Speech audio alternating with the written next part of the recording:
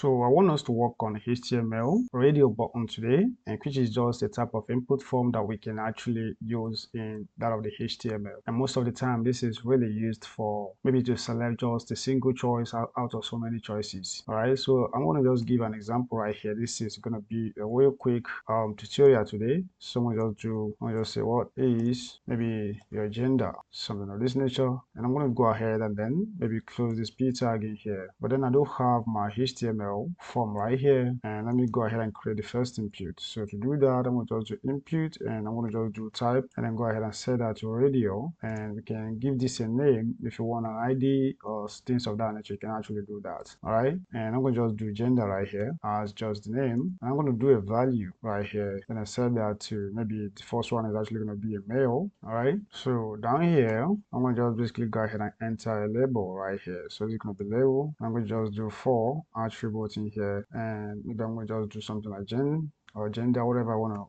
do right there. Maybe let me call this one for male. I'm going to just do male right here. All right, and you can just do male and go ahead and then close that right here. So this is going to be label, and I'm going to just copy this line. However, I think I want to just add something like a blind break in here, BR, and then copy everything in here, paste that on the next line. I don't have my submit button already on this page.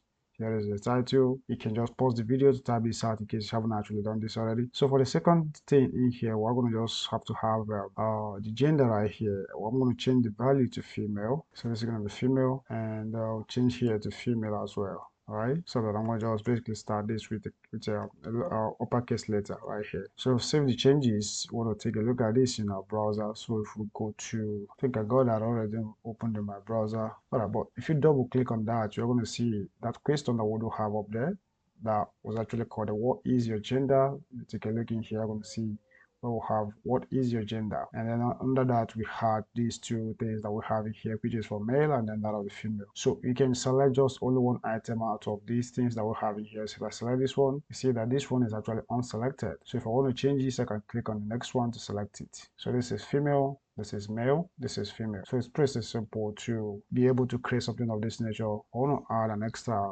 line break right here just to put that submit button a little bit down.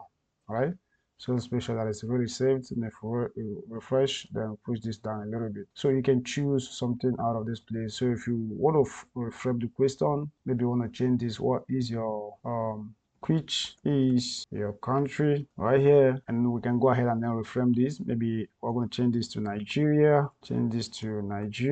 right there. If we're doing this one in lowercase letter, change this, someone just do country, and we can copy this, place what we got right here. I'm going to change this one to this is going to be Ghana, and change that to Ghana. There's that one more time. I want to change this to USA and change this to USA right here. All right, if you paste that one more time, maybe this time around we're gonna just say something like UK. This is gonna be UK. Let's change this to UK right there. So save changes, and then if we refresh our browser, you see that it brings those in. All right, so you can select your country right here.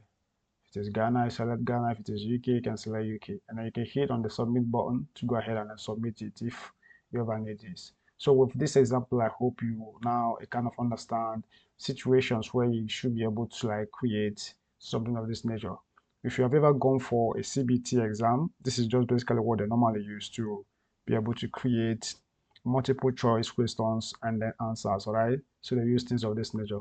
So if they ask you a question and you see them displaying radio buttons right here that you can actually select just one, and then you can submit your answer. So that is that, and I hope that you guys kind of understand that. It was a quick one, and thanks for watching. I will see you in the next one. Bye bye for now.